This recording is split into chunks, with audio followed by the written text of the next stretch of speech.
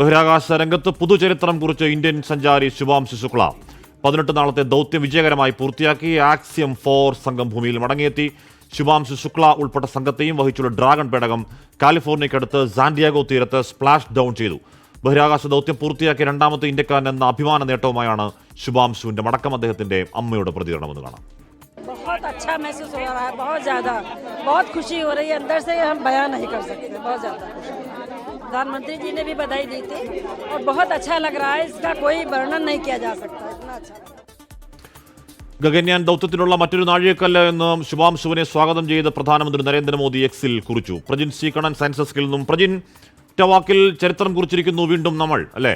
തീർച്ചയായിട്ടും ഹാഷ്മി, അതിന്റെ ആഹ്ലാദം, അതിന്റെ ആവേശം നമുക്ക് ഇന്ത്യൻ ശാസ്ത്ര സമൂഹത്തിന്റെ ഭാഗമായി നിന്നുകൊണ്ട് എല്ലായിടങ്ങളിലും കാണാൻ കഴിയുന്നുണ്ട്. എല്ലാ പ്രധാനപ്പെട്ട ശാസ്ത്ര സെന്ററുകളിലും സയൻസുമായി ബന്ധപ്പെട്ട എല്ലാ സെന്ററുകളിലും നമുക്ക് വലിയ ആഹ്ലാദവും ഒക്കെ ഈ ഘട്ടത്തിൽ കാണാൻ കഴിയുന്നു. എന്തായാലും ഏതാണ്ട് 4 മണിയോട് കൂടി തന്നെ ഭൂമിയിലേക്ക് തിരികെ എത്തി, ഭൂമിയിൽ കാലുറപ്പിച്ച് നിർത്തി ശുഭാംശു ശുക്ല എന്ന് നമുക്ക് കൃത്യമായി പറയാം. കൃത്യം 3:01 സ്പ്ലാഷ് ഡൗൺ സംഭവിച്ചത്. ഇന്നലെ വൈകിട്ട് 4:45 ഇന്റർനാഷണൽ സ്പേസ് സ്റ്റേഷനിൽ നിന്നും അൺഡോക്ക് ചെയ്യപ്പെട്ട് ഭൂമിയെ ലക്ഷ്യമാക്കി നീങ്ങിയ ഡ്രാഗൺ പേടകം, ഡ്രാഗൺ ഗ്രേസ് പേടകം, അത് ഈ 4 സംഘത്തെയും വഹിച്ച് ഭൂമിയിലേക്ക് തിരികെ എത്തിയത് ഇന്ന് ഉച്ചകഴിഞ്ഞ് 3:01 പസഫിക് സമുദ്രത്തിൽ ഏതാണ്ട് ഇപ്പോൾ സാന്റിയാഗോയ്ക്ക് തീരത്തടുത്താണ് ആ സ്പ്ലാഷ് ഡൗൺ സംഭവിച്ചത്. വളരെ അക്യുറേറ്റ് ആയിട്ട് കൃത്യസമയത്ത് കൃത്യമായ രീതിയിൽ എന്താണോ പ്രതീക്ഷിക്കപ്പെട്ടത് ആ രീതിയിൽ സ്പ്ലാഷ് ഡൗൺ സംഭവിക്കുകയായിരുന്നു. അങ്ങനെ ഏവരും ഉറ്റുനോക്കിക്കൊണ്ടിരുന്നത് ഇതെങ്ങനെ റിക്കവർ ചെയ്തു. കാരണം ഇവിടുത്തെ പകൽ സമയം അവിടെ രാത്രി സമയമാണ്. 2 മണിക്കും പുലർച്ചെ 2 മണിക്കും 2:30ക്കും ഇടയിലായിട്ടാണ് ഈ സ്പ്ലാഷ് ഡൗൺ സംഭവിച്ചത്.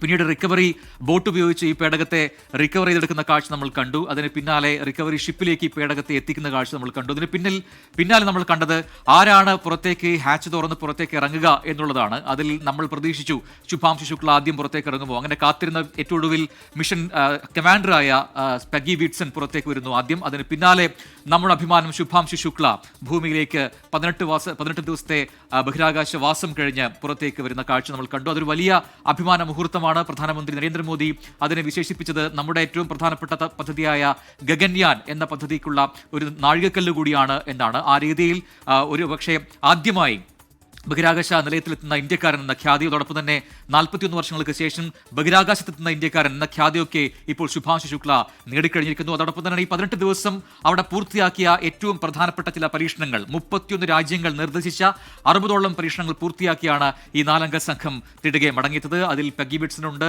പോളണ്ടുകാരനായ സ്ലവോഷ് വിസ്നിവ്സ്കി ഉണ്ട്, ഒപ്പം ഹംഗറിക്കാരനായ തിബോർ കാപ്പു ഉണ്ട്. അങ്ങനെ ഈ 4 പേരും തിരികെ ഭൂമിയിലേക്ക് എത്തുമ്പോൾ മറ്റൊരു പ്രധാനപ്പെട്ട കാര്യം കൂടി ഇനി ഒരുപക്ഷെ നമ്മൾ പ്രതീക്ഷിക്കുന്നുണ്ട്. ഭാവി ബഹിരാകാശ ദൗത്യങ്ങൾ ഈ രീതിയിൽ ഗവൺമെന്റ് എയ്ഡഡ് പ്രൈവറ്റ് എക്സ്പെഡീഷൻസ് അല്ലെങ്കിൽ മിഷൻസ് ആയിരിക്കും ഉണ്ടാവുക.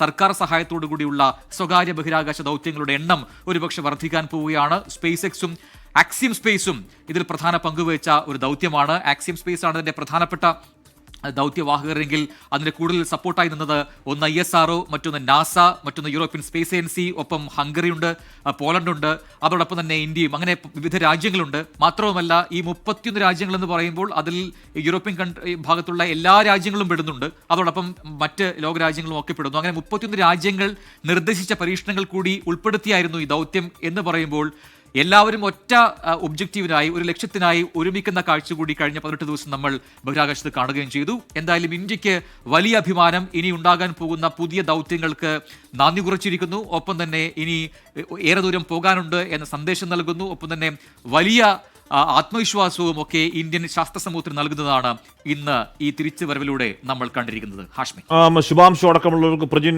ഇനി ഭൂമിയുടെ ഗുരുത്വാകർഷണ ബലവുമായിട്ടൊക്കെ ഇനി ഒന്ന് കോപ്പപ്പ് ചെയ്യണം. ഇനി ബാക്കി എന്ന് പറഞ്ഞാൽ നമുക്കൊന്നും സങ്കല്പിക്കാൻ കഴിയാത്ത മറ്റൊരു ലോകത്തു നിന്നാണല്ലോ അവർ വരുന്നത്. അപ്പോൾ ഇനി വാട്ട് നെക്സ്റ്റ്, ഇനി എങ്ങനെയാകും അവരുടെ കാര്യം?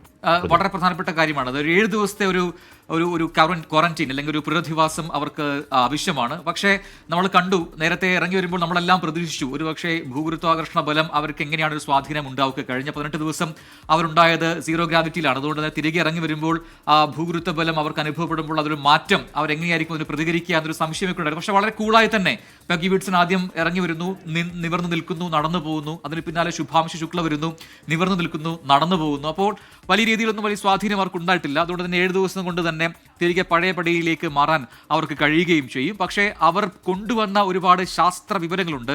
അത് വിവിധ ശാസ്ത്ര മേഖലകൾക്കുള്ള വലിയ വലിയ സംഭാവനകളാണെന്ന് പറയാതെ വയ്യ. അത് ഈ പറയുന്നത് പോലെ ആ പരീക്ഷണങ്ങൾ ഉള്ളതാണ്. ഒന്ന് ക്യാൻസർ കോശങ്ങളുടെ പരീക്ഷണങ്ങൾ, ഒന്ന് മൂലകോശങ്ങളുടെ പരീക്ഷണങ്ങൾ, ഒപ്പം തന്നെ ഈ സൈനോ ബാക്ടീരിയകളെ വെച്ചുകൊണ്ടുള്ള പരീക്ഷണങ്ങൾ, ഒപ്പം തന്നെ മൈക്രോ ആൽഗകളെ വെച്ചുകൊണ്ടുള്ള പരീക്ഷണങ്ങൾ, ഒന്ന് നമ്മുടെ വിത്ത് മുളപ്പിക്കുന്ന പരീക്ഷണങ്ങൾ. അങ്ങനെ ഒരുപക്ഷെ ശാസ്ത്രലോകം കാത്തിരുന്ന ഒരുപാട് പുതിയ ഡേറ്റുകൾ അത് കൈമാറ്റം ചെയ്യാൻ പോവുകയാണ് ആക്സിയം സംഘത്തിലൂടെ. അതിനായുള്ള നടപടിക്രമങ്ങളിലേക്കായിരിക്കും വരും ദിവസങ്ങളിൽ ശാസ്ത്രലോകം കടക്കുക. Okay, thank you Prajin.